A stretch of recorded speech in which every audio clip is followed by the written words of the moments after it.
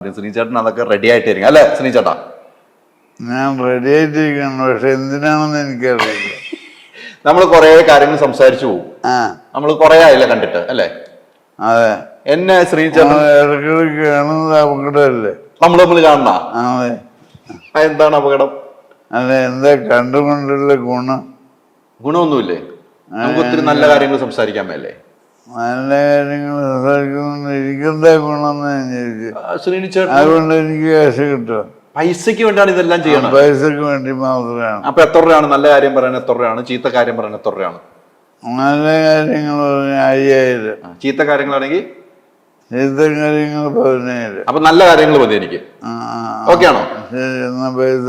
അല്ല, പൈസ പണ്ട് ചെക്കല്ലേ സിനിമയ്ക്കാണ്, അതുപോലെ ചെക്ക് കയറി ഞാൻ. ചെക്കൊന്നും വേണ്ട. ഗൂഗിൾ പേ ഫോൺ ഗൂഗിൾ പേ ആണ്. ഗൂഗിൾ പേ ഫോൺ ഏതിലാ? ചാനലുകാര് എനിക്ക് 50,000 രൂപ കള്ളന്മാര് ഇതുവരെ കാശ് വന്നില്ല. 5 കൊല്ലായി.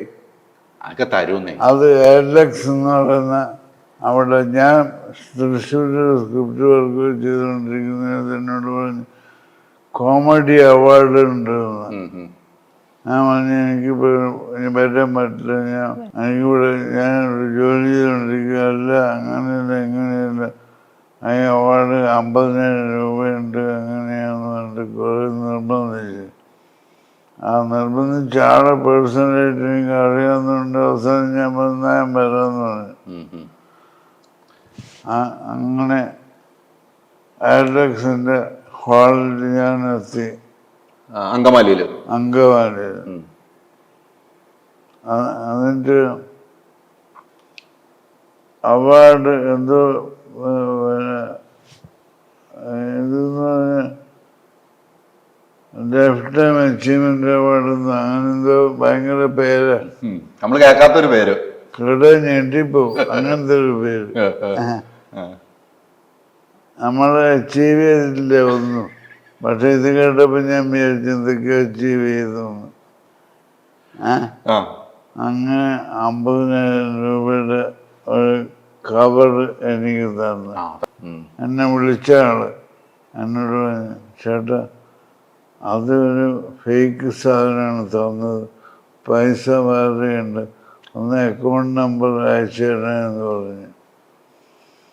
അപ്പോൾ ഞാൻ പറഞ്ഞു അയച്ചേക്കാന്ന് പറഞ്ഞു. ഞാൻ അയച്ചു. അത് കഴിഞ്ഞിട്ട് ഇതേ കള്ളൻ എന്നോട് പറയാം അത് ക്രോസ് ചെയ്ത ഒരു ചെക്ക്, എൻ്റെ ആധാർ കാർഡ്. അപ്പം ഞാൻ ആലോചിച്ചു എനിക്ക് നാഷണൽ അവാർഡ് കിട്ടിയിട്ടുണ്ട്. അപ്പോൾ പിന്നെ എന്തോ പൈസ ഉണ്ടായിരുന്നു. അവരിനോട് അക്കൗണ്ട് നമ്പർ ചോദിച്ചു. ആ അക്കൗണ്ടിൽ പൈസ അയക്കുകയും ചെയ്തു. അവരെ അവാർഡ് എനിക്ക് കിട്ടിയത് ചിന്താവിഷ്ട ശ്യാമള എന്ന സിനിമക്കാണ്. അതർ സോഷ്യൽ ഇഷ്യൂസിൻ്റെ ഏറ്റവും നല്ല ഫിലിമായിട്ട് ആ പടം അക്കൊല്ലം സെലക്ട് ചെയ്തു.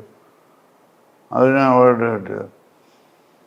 അപ്പോൾ കേന്ദ്ര ഗവൺമെൻറ്റിന് പോലും ആവശ്യമില്ലാത്ത സാധനങ്ങളാണ് ഇവരാവശ്യപ്പെടുന്നത്. എൻ്റെ ജാതകം വരെ ഇവർക്ക് വേണം, എന്നാലേ ആ പൈസ കിട്ടുമെന്നായി. അവിടെ പോയിട്ട് മുഴുവൻ കള്ളങ്ങളാണ് പറയുന്നത്.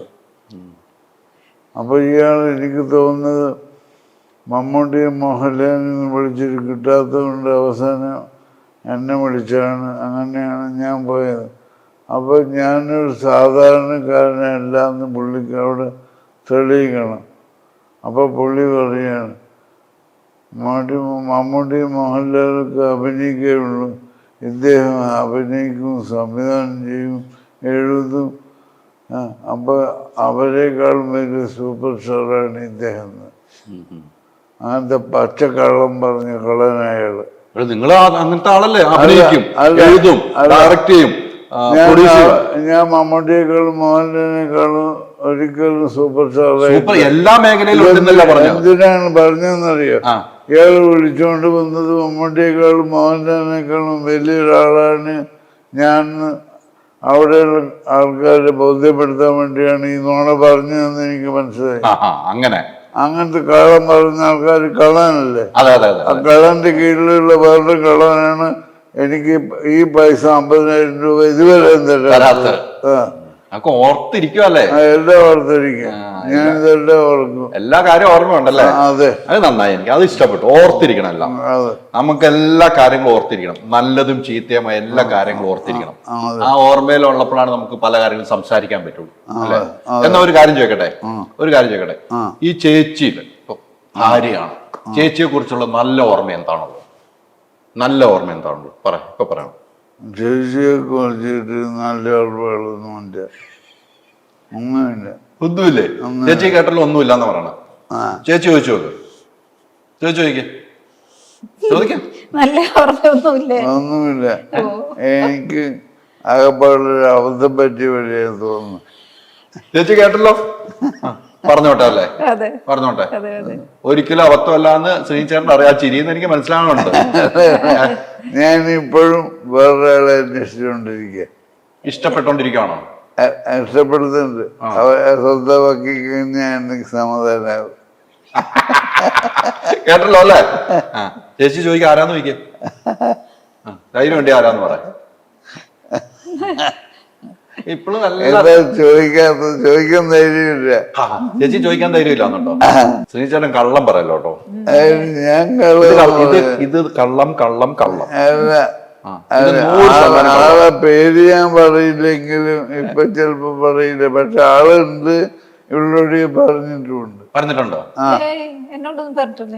വേറെ ആള് കല്യാണം കഴിക്കണം നേരത്തെ പ്രാവശ്യം പറഞ്ഞു. ഓ, കല്യാണം കഴിക്കണം എന്ന് പറഞ്ഞു. അപ്പൊ അതുപോലെ അപ്പൊ ഞാൻ പറഞ്ഞിട്ടില്ല എന്നുള്ള ഉറപ്പായില്ലേ? കല്യാണം കഴിക്കണം എന്ന് എന്നോട് പറഞ്ഞു. അത് ഇപ്പോഴും പറയുന്നുണ്ട്. ഇപ്പോഴും കഴിക്കണം കല്യാണം കഴിക്കണം എന്ന് പറഞ്ഞു നടക്കുന്നു. സിനിമയിൽ ഒത്തിരി കല്യാണം കഴിച്ചിട്ടില്ലേ? അതുപോലെ ജീവിതത്തിൽ ഇനിയും കല്യാണം. അതായത് മെനിയെന്ന് ഇവിടെ ഒരു ഡോക്ടർ വന്നു. ആ ഡോക്ടർ കൊണ്ടുവന്ന ആള് പറഞ്ഞു, കുട്ടികളില്ലാത്തവർക്ക് അങ്ങനത്തെ ചികിത്സയൊക്കെ അറിയാവുന്ന ആളാണ് കുട്ടികളുണ്ടാവാൻ. ഞാൻ പറഞ്ഞ് എനിക്കൊന്ന് അദ്ദേഹത്തോട് പറഞ്ഞിട്ട് കുറച്ച് കുട്ടികൾ വേണം. കാരണം ജാനിന് 34ാമത്തെ വയസ്സായത്. ഈ 34 വയസ്സിന് ഇപ്പോഴത്തെ എനിക്ക് കുട്ടികൾ ഉണ്ടായിട്ടേ ഇല്ല. എനിക്ക് കുറച്ച് കുട്ടികളെ വേണം. അവിടെ അദ്ദേഹത്തൊക്കെ അളന്ന് പറഞ്ഞിട്ടുണ്ട്. ഈ പറഞ്ഞ പോലെ ഈ ഇപ്പൊ ചേച്ചിയുടെ അടുത്ത് പറഞ്ഞല്ലോ എനിക്ക് വേറെ കല്യാണം കഴിക്കണം എന്നൊക്കെ, അതൊക്കെ നടക്കട്ടെ. അങ്ങനെ ചേച്ചി പക്ഷെ സമ്മതിക്കില്ല. കല്യാണം നടക്കുന്ന മോഹം മനസ്സിലിരുന്നോട്ടെ, അത് മോഹം പറയണൊക്കെ നമ്മള് കേൾക്കും അല്ലേ ചേച്ചി? മോഹം മനസ്സിലിരുന്നോട്ടെ. ഞാൻ എവിടെയെങ്കിലും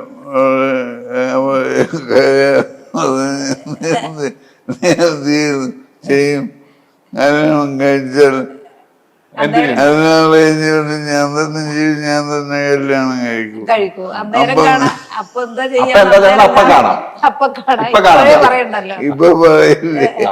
ഇപ്പൊ പറയില്ല.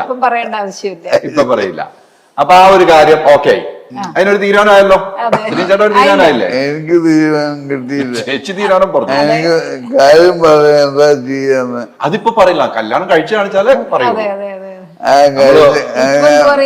കഴിച്ചത് കണ്ടാലും പറയാന്നല്ലാതെ ഒരു തോക്കി കയറി വെടി വെക്കണില്ല ചേച്ചി. അപ്പൊ ശരിക്കും കല്യാണം കഴിക്കാൻ ശരിക്കും കല്യാണം കഴിച്ചോളൂ, കഴിക്കണ്ടെന്ന് പറയുന്നില്ല. ആ കാര്യം തീരുമാനമായി. ധ്യാനും വിനീതും അല്ലേ? ധ്യാനും വിനീതും. ഈ ധ്യാന്റെ ഇന്റർവ്യൂ ഒക്കെ കാണാറില്ലേ? ധ്യാന്റെ ഇന്റർവ്യൂ ഒക്കെ കാണുമ്പോ ചിരിക്കാറുണ്ടോ? ശരിക്കും പറ്റുന്ന കാര്യങ്ങള് വകുപ്പുണ്ടെങ്കിൽ ശരിക്കും. അവൻ അച്ഛനെ പോലെയാണ്, എല്ലാം തുറന്നു പറയും. ധ്യാൻ എല്ലാം തുറന്നു പറയും. ഞാൻ പലതും തുറന്ന് പറയില്ല, പക്ഷെ യഥാർത്ഥത്തിൽ. അതെയോ? അതെ, ഉറപ്പാ? ഉറപ്പാ. അവൻ ഇങ്ങനെ തുറന്ന് പറയുന്നു. ആ തുറന്നു പറയുമ്പോ എന്ത് തോന്നും ശ്രീചേട്ടന്? അപ്പൊ എനിക്ക് ഇഷ്ടപ്പെടാറില്ല. ഇഷ്ടം എന്റെ സ്വഭാവം നേരെ തിരിച്ചാണ്. പലതും ഞാൻ തുറന്ന് പറയില്ല. അപ്പൊ അവൻ പറയുന്നത് എനിക്ക് ഇഷ്ടപ്പെടില്ല. എന്നെ അവന്റെ അഭിനയമൊക്കെ ഇഷ്ടമല്ലേ? ധ്യാന്റെ സിനിമ അഭിനയമൊക്കെ അവൻ അഭിനയിക്കുന്നുണ്ട്. ഈ കൗണ്ടർ അടി നിർത്തിയിട്ടില്ല അല്ലേ? കൗണ്ടർ അടി നിർത്തിയിട്ടില്ല അല്ലേ? കൗണ്ടർ അടി നിർത്തിയിട്ടില്ല അല്ലേ? ചേച്ചിയോട് ഒരു കാര്യം ചോദിക്കാണ്ട് എനിക്ക്. ഞാൻ പറഞ്ഞ ഒരു ഇന്റർവ്യൂവിൽ പറഞ്ഞിട്ടുണ്ട്, ശ്രീചേട്ടൻ ആശുപത്രി കിടക്കും പൊറോട്ട വേണമെന്ന് പറഞ്ഞ കഥ. ആ കഥ എങ്ങോട്ടാണ്? പൊറോട്ട ഞാനങ്ങനെ പറഞ്ഞിട്ടൊന്നുമില്ല. പക്ഷെ ഏതെങ്കിലും സന്ദർഭത്തിൽ അസുഖമൊന്നും ഇല്ലാത്ത സമയത്ത് പറഞ്ഞിട്ടുണ്ടാവും. പൊറോട്ട വേണമെന്നോ? ഓ, ഞാൻ കൊല്ലത്തിൽ ഒരിക്കലെങ്ങാനും ഒരു പൊറോട്ട തിന്നെങ്കിലായി, അത്രയേ ഉള്ളൂ. അത് പലപ്പോഴും നീയാട്ടന്റെ കൂടെ പുറത്തു പോകുമ്പോ ഇന്ന് ഒരു പൊറോട്ടയല്ല ആവാന്ന്, മറ്റു വീട്ടിൽ കയറ്റിയിട്ടൊന്നും പൊറോട്ട പണ്ട് മുതലേ പൊറോട്ട കയറ്റാറില്ല.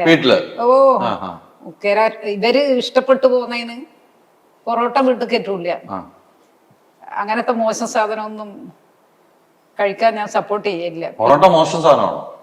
മൈദ കൊണ്ട് അടിച്ച്, അങ്ങനെ കേരളത്തിന്റെ ദേശീയ ഭക്ഷണം എന്നാ പറയണത്. മൈദ കൊണ്ട് ഉണ്ടാക്കുന്നതല്ലേ. മാത്രമല്ല, ഒരു പൊറോട്ടക്ക് 10 ഗ്ലാസ് വെള്ളം കുടിച്ചാലേ വയറ് ശരിയാവും. അതുപോലത്തെ ഭക്ഷണം കഴിച്ചിട്ടല്ലേ അസുഖങ്ങൾ വരുന്നത്. അതുകൊണ്ട് ഞാൻ എപ്പോഴും കഴിക്കരുത് എന്നാ പറയുന്നത്.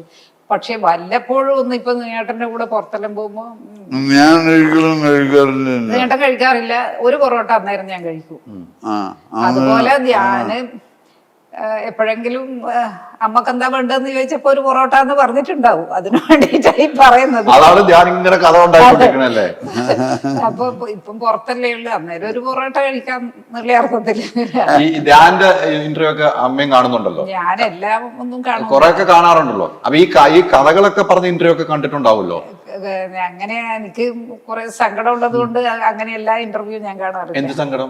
അതെല്ലാം ഓരോന്നുണ്ടാവുമോ. അപ്പൊ ഞാൻ പറഞ്ഞതിൽ സങ്കടമുണ്ടോ? അങ്ങനെയല്ല, എന്നാലും കുഴപ്പമില്ല.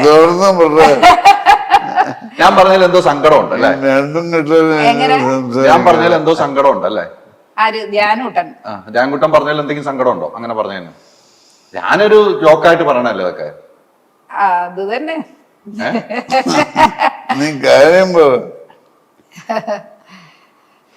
അല്ല, അതൊക്കെ അങ്ങനെ പറഞ്ഞു ഒരു തമാശ രീതിക്ക് എടുത്താൽ മതി അല്ലേ? ഒരു അമ്മയെ കുറിച്ച് മോൻ തമാശ രീതിക്ക് പറയുന്ന കാര്യം, മോനെ കുറിച്ച് അമ്മമാരും അച്ഛന്മാരും തമാശ രീതിക്ക് പലതും പറയാറില്ലേ? അതാ തമാശ രീതിക്ക് നമ്മൾ എടുക്കാവുള്ളൂ അല്ലേ? അത്രയൊക്കെ ഉള്ളൂ അല്ലേ? ആൾക്കാരൊക്കെ മൊത്തം തമാശയിലെ എടുക്കും, കുഴപ്പമില്ല. ആൾക്കാര് മൊത്തം തമാശയിലല്ലേ അവന്റെ സംസാരം കാണുന്നത്. ഞാനെല്ലാം മാറിയിപ്പോ. ഞാൻ എന്റെ ഒരു ലാസ്റ്റ് ഇന്റർവ്യൂ പറഞ്ഞു, അതോടുകൂടി ഇന്റർവ്യൂ നിർത്തുകയെന്ന് പറഞ്ഞു. എന്റെ ഒരു സീരിയസ് ഇന്റർവ്യൂ ആണ്, തമാശയും ചിരിയൊന്നും ഇല്ലായിരുന്നു. നല്ല ഗൗരവമായിട്ട് കുറെ കാര്യങ്ങൾ തുറന്നു പറഞ്ഞു ധ്യാൻ. പക്ഷേ അവൻ ചെറുപ്പത്തിലൊക്കെ പഠിക്കാനെല്ലാം മിടുക്കനായിരുന്നു. വിനീതൂട്ടനേക്കാളും ഒന്നും കൂടി ഷാർപ്പ് ബ്രെയിൻ ആയിരുന്നു അവൻ്റെത്. പിന്നെ അച്ഛൻ തന്നെ റാണി ചെയ്യുന്ന പ്രൊഫഷൻസി പ്രൈസ് കൊടുത്തിട്ടുണ്ട് അവന്. അതിന് ഫോട്ടോ ഉണ്ട്. വിനീതൂട്ടന് 10ാം ക്ലാസ്സിൽ മാപ്പിളപ്പാട്ടിന് സ്റ്റേറ്റില് പ്രൈസ് കിട്ടിയില്ലേ? ആ സമയത്ത് ധ്യാനൂട്ടന് അച്ഛൻ പിന്നെ പ്രൊഫഷൻസി പ്രൈസും കൊടുത്തിരുന്നു. വിനീതൂട്ടന് ഗോൾഡ് മെഡല് അത് അച്ഛൻ തന്നെയാണ് കൊടുത്തത്. അവര് റാണിജിന്ന് അച്ഛനെ ഇൻവൈറ്റ് ചെയ്തു അവിടുത്തെ ആനിവേഴ്സറിക്ക്. അപ്പോ ഏട്ടൻ തന്നെയാണ് രണ്ടുപേർക്കും കൊടുത്തത്. പിന്നെ നമ്മള് ആ സമയത്ത് പിന്നെ രഞ്ജിത്തിന്റെ ഏതൊരു സിനിമ, ശോഭന അഭിനയിക്കുന്ന ഷൂട്ടിങ് എവിടെ നടക്കുകയാണ്. അപ്പോ വിനീതിൻ്റെയും അമ്പൽപ്പാട്ടിൽ 1 സമ്മാനം കിട്ടിയ വിനീതിൻ്റെ ഇവളാണ് എപ്പോഴും കൊടുക്കുക. ഇവളുടെ ഫോട്ടോ മാതൃഭൂമിയിലെ മറ്റോ വന്നത് രഞ്ജിത്ത് ശോഭനയെ കാണിച്ചു. അപ്പൊ വിനീത് ഏകദേശം അന്നത്തെ എൻ്റെ ഒരു മുമ്പ് തോന്നും. അപ്പൊ ശോഭനയോട് രഞ്ജിത്ത് പറഞ്ഞു, കണ്ടോ പിന്നെ പുള്ളിയുടെ ഭാര്യയും മോനുമാണെന്ന് പറഞ്ഞിട്ട് 2 ആൾക്കാർ ഇറങ്ങിയിരിക്കുകയാണ് അങ്ങ് തിരുവനന്തപുരത്തോ മറ്റോ. ഉടൻ സ്വീകരിക്കണം ഞങ്ങളെ എന്ന് പറഞ്ഞിട്ട് കേസ് കൊടുത്തിരിക്കുകയാണ് ഇവർ 2 പേരും കൂടി. അപ്പൊ ശോഭനയ്ക്ക് സംശയം, അവർ അന്തമാതിരിയുള്ള കടയെന്നൊക്കെ പറഞ്ഞു നോക്കി. അപ്പൊ രഞ്ജിത്ത് പറഞ്ഞ് വിശ്വസിച്ചിട്ട് സത്യമാണ് ഭയങ്കര പ്രശ്നത്തിൽ അങ്ങനെ ശോഭനെ കാണുമ്പോഴൊക്കെ ഇത് പറയാൻ ചോദിക്കണമെന്നുണ്ട്, പറയാനൊരു മടി. പറഞ്ഞ് വിശ്വസിപ്പിച്ചോ? ശോഭനനെ വിശ്വസിപ്പിച്ചു? ശോഭന പറഞ്ഞ അന്തമാതിരി ആളല്ല എന്നൊക്കെ പറഞ്ഞു. അതെ. അത് കേട്ട് ഇവർക്ക് ഈ കേസ് എന്തായി അറിയാനുള്ള താല്പര്യമുണ്ട്. എൻ്റെ മുകളിൽ അതേ മോനില്ല, അതുകൊണ്ടാണ് വിശ്വസിച്ചു പോയത്. ശരിയായിരിക്കും, അറിയില്ല, ആൾക്കാർ പല വിധത്തിലല്ലേ. മാനത്തെ വെള്ളിത്തേര് എന്ന് പറഞ്ഞ് സിനിമയുടെ ഷൂട്ടിങ്ങിന് സമയത്ത് അവിടെ വളരെ തമാശയുണ്ട്, അധികം പറയാം. പക്ഷെ എന്നോട് പതുക്കെ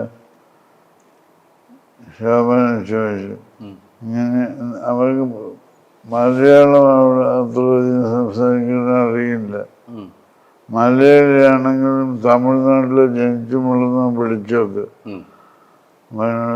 இந்த மாதிரி விஷயம் எழுதப்பட்ட அதை எப்படி ஆச்சுன்னு ഞാൻ പറഞ്ഞ് அந்த விஷயம் സോൾവായിരിച്ചു, വേറെ നിറയെ വിഷയങ്ങൾ ഇരിക്കുന്നു. ഒത്തിരി വിഷയങ്ങൾ വീണ്ടും ഇരിക്കുകയാണ്. അപ്പൊ അവർക്ക് മനസ്സിലായി ഞാനിത് പ്രൊഫഷണലായിട്ട് എടുത്തിരിക്കുന്നു. പിന്നെ ഒന്നും മിണ്ടിയില്ല. ഈ ഇങ്ങനെ ഒത്തിരി ഓർമ്മകളുണ്ടല്ലോ അല്ലെ? അന്ന് ചേച്ചിയാണല്ലോ ഇവരുടെ സ്കൂളിലൊക്കെ പോണ അല്ലെ? ഈ മത്സരത്തിന് മുമ്പ് ചേച്ചിയാണോ കൂടെ പോകുന്നത് അല്ലെ? ചേട്ടൻ ഷൂട്ടിംഗ് ലൊക്കേഷനിലൊക്കെ ആയിരിക്കും അല്ലേ? ഈ ചെന്നൈയിലുള്ള ജീവിതമാണ്, ചെന്നൈയിൽ ആയിരുന്നല്ലോ ജീവിതം അല്ലെ? ഈ ഞാൻ കഴിഞ്ഞ ദിവസം പറഞ്ഞ ഒരു ഇന്റർവ്യൂവിൽ പറഞ്ഞ ചെന്നൈയിൽ അച്ഛന്റെ ജീവിതത്തിൽ ആരും തിരിഞ്ഞു നോക്കിയിട്ടില്ല എന്നാണ് ഞാൻ പറഞ്ഞത്. ധ്യാൻകുട്ടനെ കഴിഞ്ഞ ദിവസം ഒരു ഇന്റർവ്യൂവിൽ പറഞ്ഞേ, അച്ഛനൊക്കെ ചെന്നൈയിൽ ഒത്തിരി കഷ്ടപ്പെട്ട് ജീവിച്ചിട്ടുണ്ട്, അന്നൊന്നും ആരും തിരിഞ്ഞു നോക്കിയിട്ടില്ല എൻ്റെ അച്ഛനെ. അത് വലിയ പ്രയാസത്തോടുകൂടിയാ ധ്യാൻകുട്ടൻ പറഞ്ഞത്. ധ്യാനല്ല, അച്ഛനെ ഒന്നും തിരിഞ്ഞു നോക്കിയിട്ടില്ല അന്ന് സിനിമാക്കാര്. അച്ഛനെ നോക്കിയിട്ടൊന്നുമില്ല. അന്ന് അച്ഛനൊക്കെ ഒത്തിരി കഷ്ടപ്പെട്ടാലോ ചെന്നൈയില്.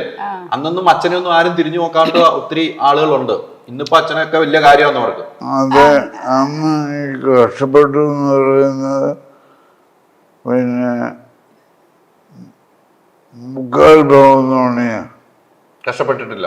ഇല്ല, പൈസ ഒക്കെ ഉണ്ടായിരുന്നു ഒത്തിരി. പൈസയൊന്നുമില്ലായിരുന്നു, പക്ഷേ പിന്നെ നമ്മള് കഷ്ടപ്പാടായി തോന്നിയിട്ടില്ല. പൈസ എല്ലാം വേണോ? ഇവര് പിന്നെ ജനിച്ചപ്പോഴേ ചേട്ടൻ്റെ അടുത്ത് പൈസ ഉണ്ടല്ലോ. പക്ഷേ ചേട്ടൻ പൈസ ഇല്ലാണ്ട് കഷ്ടപ്പെട്ട് ജീവിച്ചോണ്ട് ചേട്ടൻ അതൊരു കഷ്ടപ്പാടായി തോന്നിയിട്ടില്ല ഒരിക്കലും. അങ്ങനെ ജീവിച്ചിട്ടുണ്ട്. അത് കഷ്ടപ്പാടായിട്ട് ചേട്ടൻ ഒരിക്കലും പറഞ്ഞിട്ടുമില്ല, കഷ്ടപ്പാടായിട്ട് അനുഭവപ്പെട്ടിട്ടുമില്ല. നിങ്ങൾ ഒരുമിച്ച് ചേച്ചിക്കും എനിക്കും ഇല്ല. എനിക്ക് ഒരു കണക്കിന് പണ്ടാ നല്ലത് എന്ന് വിചാരിക്കുന്നു. കാരണം ഇപ്പം ഈ വലിയൊരു വീടും കാര്യങ്ങളും മെയിൻറ്റെയിൻ ചെയ്യുന്നതും പിടിക്കുന്നതും എന്നെല്ലാം പറയുന്നത് എന്നെ സംബന്ധിച്ചിട്ട് പണ്ടാ നല്ലത് എന്നാ ഞാൻ. ചെറിയ വീടും പണ്ടത്തെ ഒരു ജീവിതം തന്നെയാ നല്ലത്. ഒന്നും ഒരു ടെൻഷനും ഇല്ല, ഒന്നുമില്ല. ഇപ്പം അപ്പൊ പറയുന്ന അത് ശരിയൊന്നുമല്ല. കാരണം നീട്ടനും കഷ്ടപ്പാടില് ആ കഷ്ടപ്പാടാന്ന് നീട്ടൻ വിചാരിച്ചിട്ടില്ല, ഒരിക്കലും അനുഭവപ്പെട്ടിട്ടില്ല എന്ന് തന്നെ എന്നോട് പറഞ്ഞത്. ഞാനും വിചാരിച്ചിട്ടില്ല. എനിക്കും അതൊന്നും പ്രശ്നമായിട്ട് ഒരിക്കലും തോന്നിയിട്ടില്ല. സാമ്പത്തിക പ്രശ്നം ഒരിക്കലും തോന്നിയിട്ടില്ല, ഇല്ലാത്ത സമയത്തും തോന്നിയിട്ടില്ല. എന്നാലും ഇപ്പോഴാണ് എല്ലാവർക്കും എല്ലാ കാര്യവും ചെയ്യണ്ടേ എന്നുള്ളൊരു ഇത്. അന്നല്ല. മറ്റത്തെ മനുഷ്യൻ കൂടി ഞാൻ പറയാം. മാനന്തവാടിയിലെ ഒരു സമയത്ത്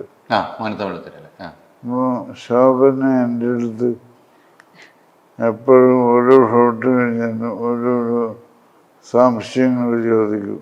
അത് ഇതിനെ പറ്റിയൊന്നുമല്ല, ഒരു സ്ക്രിപ്റ്റ് എഴുതിക്കൊണ്ടിരിക്കുക ശോഭന. ഞാനൊരു സ്ക്രിപ്റ്റ് റൈറ്ററാണല്ലോ. അപ്പൊ എനിക്ക് സ്ക്രിപ്റ്റ് റൈറ്ററിന്റെ ടെക്നിക്കൊക്കെ അറിയുന്ന അവർക്ക് തോന്നിയിട്ടുണ്ട്.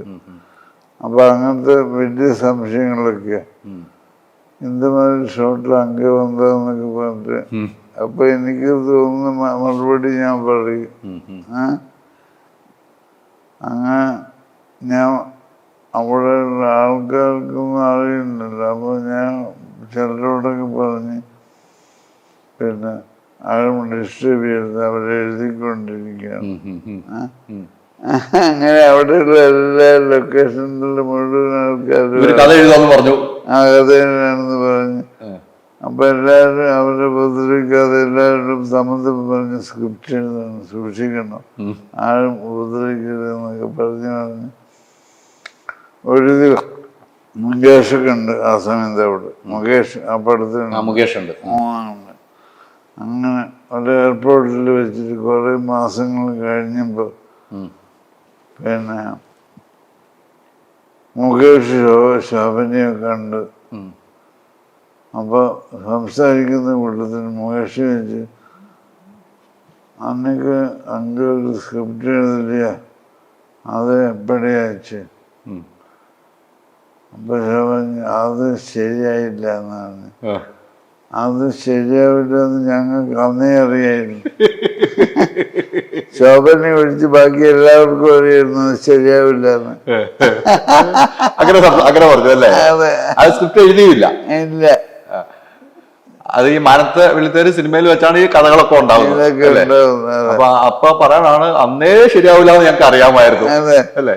അപ്പൊ അതൊക്കെ പറയുമ്പോൾ ശോഭന എങ്ങനെയാണ് പ്രതികരിക്കണത്? ശോഭന ചിരിക്കും. അങ്ങനെ ഒത്തിരി കഥകളുണ്ടല്ലേ ഈ ശ്രീനിച്ചേട്ടന്റെ സിനിമയില്? ശ്രീനിച്ചേട്ടന് എഴുതിയ സിനിമയിൽ ഏറ്റവും ഇഷ്ടമുള്ള സിനിമ ഏതായിരിക്കും? ഏറ്റവും കൂടുതൽ ആളുകൾ കണ്ട സിനിമ ഏതാണ്? അതായിരിക്കും എനിക്കിഷ്ടം. അതേതാണെന്ന് എനിക്ക് അറിഞ്ഞുകൂടാ. എനിക്ക് ഏറ്റവും കൂടുതൽ ആളുകൾ കാണുന്ന സിനിമ എനിക്കിഷ്ടമാണ്, സന്തോഷമാണ്. നമ്മളുടെ അധ്വാനം കൂടുതൽ ആളുകളിലേക്ക് എത്തി എന്നുള്ളതാണ് സന്തോഷം. നമ്മൾ ചെയ്യുന്ന ജോലിക്ക് ഉള്ള ഒരു അംഗീകാരമായിട്ട് നമ്മളതിനെ കാണുന്നു. അതെ അതെ അതെ അതെ. ഈ സത്യനന്ദിക്കാടുമായിട്ടുള്ള കൂട്ടുകെട്ടല്ലേ ശ്രീനിച്ചേട്ടന്റെ ഏറ്റവും ഹിറ്റുകൾ നന്നായിരുന്നു അല്ലേ? അല്ല, സത്യനും ആദ്യകാലത്ത് പ്രിയന്റെ കുറെ പടങ്ങൾ, പ്രിയന്റെ കൂടെയും കുറെ പടം ഇല്ലേ? നിങ്ങൾ ആ ഒരുമിച്ചുള്ള യാത്ര നല്ല രസമായിരുന്നു അന്ന് പ്രേക്ഷകർക്ക് അല്ലേ? പ്രേക്ഷകർ ഇപ്പോഴും ആഗ്രഹിക്കുന്ന യാത്രയാണ് നിങ്ങളുടെ യാത്രയൊക്കെ. പ്രിയൻ സാറ്, മോഹൻലാല്, ശ്രീനിച്ചേട്ടൻ, സത്യനന്ദിക്കാട് ചേട്ടൻ, ഇവരെല്ലാവരും ഒരുമിച്ചുള്ള യാത്ര ആളുകൾക്ക് ഇപ്പോഴും വലിയ താല്പര്യമാണ് അല്ലേ? അങ്ങനെ ഒരു പടമൊക്കെ നമുക്കിനി വേണ്ടേ? വേണ്ടതാണ്. മോഹൻലാല്, ശ്രീനിവാസൻ, സത്യനന്ദിക്കാട്, പ്രിയദർശൻ, ഇവരാരെങ്കിലും, പ്രിയദർശനോ അല്ലെങ്കിൽ സത്യനന്ദിക്കാടോ ഡയറക്ഷൻ, ശ്രീനിച്ചേട്ടന്റെ ഒരു സ്ക്രിപ്റ്റ്, മോഹൻലാലും ശ്രീനിച്ചേട്ടൻ ഒരുമിച്ച് അഭിനയിക്കും, അങ്ങനെ ഒരു സിനിമ നമുക്ക് ഈ കാലഘട്ടത്തിൽ വേണ്ടേ? അന്ന് നമ്മള് പിന്നെ ആലോചിച്ചതും എടുത്തതുമായിട്ടുള്ള സിനിമയുടെ ഒരു പ്രത്യേകത എന്ന് പറഞ്ഞാൽ ഡൗൺ ടു എർത്ത് ആയിട്ടുള്ള കാര്യങ്ങളായിരുന്നു, ആളുകൾക്ക് പെട്ടെന്ന് മനസ്സിലാവുന്ന കാര്യങ്ങളായിരുന്നു, സിമ്പിളായിരുന്നു. ഹ്യൂമറും ഭയങ്കര സ്ലാപ്സ്റ്റിക് കോമഡിയൊന്നുമല്ല. ജീവിതത്തിൽ നമ്മൾ കണ്ടുമുട്ടിയിട്ടുള്ള സന്ദർഭങ്ങളിൽ ചിരിയാണ് അവിടെ പലപ്പോഴും ഉണ്ടായിട്ടുള്ളത്. അപ്പോൾ ഗാന്ധിനഗർ സെക്കൻഡ് സ്ട്രീറ്റ് ഭയങ്കര കഥയൊന്നുമില്ല. ഒരു ജോലിയില്ലാത്ത ഒരാള് സുഹൃത്തിനെ അന്വേഷിച്ച് സ്ഥലത്തേക്ക് വരികയാണ്, എന്നെ. അപ്പോൾ ഒരു ജോലി കൊടുക്കാൻ എനിക്ക് കഴിവൊന്നുമില്ല. അങ്ങനെ ഇയാൾക്ക് എനിക്ക് പരിചയമുള്ള ഒരു സ്ഥലത്ത് ഒരു നിവൃത്തിയില്ലാത്തതുകൊണ്ട് നീ ഒരു ഗൂർഖയായിട്ട് ഒരു ശ്രമം നടത്തി നോക്കുന്നുണ്ട്. അവൻ ഗൂർഖയാവാണ്. അത് വലിയ ഭയങ്കര കഥയൊന്നുമല്ല. അതെ അതെ, അത് ചെറിയൊരു കാര്യത്തിന് വേണ്ടിയാണ് ആ കഥ പോകുന്നത്. പക്ഷെ എല്ലാ രംഗങ്ങളും ആളുകൾ രസിക്കുന്ന പോലെ ഉണ്ടായിരുന്നു. അത് നല്ല രസമായിരുന്നു. അതിപ്പം ശ്രീനിച്ചേട്ടൻ പറഞ്ഞ ഒരു കൂർക്കയായിട്ട് മോഹൻലാൽ വരുന്നു, ലാലേട്ടൻ ഭയങ്കര നല്ല രീതിയിൽ അഭിനയിക്കുന്നു. നിങ്ങളുടെ സ്ക്രിപ്റ്റ്, നിങ്ങളുടെ ഒരു കൂട്ടായ്മയിലുള്ള സിനിമകള് പ്രേക്ഷകർക്ക് ഇപ്പോഴും ഇഷ്ടമാണല്ലോ, ഇപ്പോഴും കാണാൻ താല്പര്യമാണ്. സമാധാനം, സന്മനസ്സിലുള്ളവർക്ക് സമാധാനം. പിന്നെ ടി.പി. അതിലാണ് മോഹൻലാൽ ആദ്യമായിട്ട് അഭിനയത്തിന് അവാർഡ്, സ്റ്റേറ്റ് അവാർഡ് കിട്ടുന്നത്. അതെ.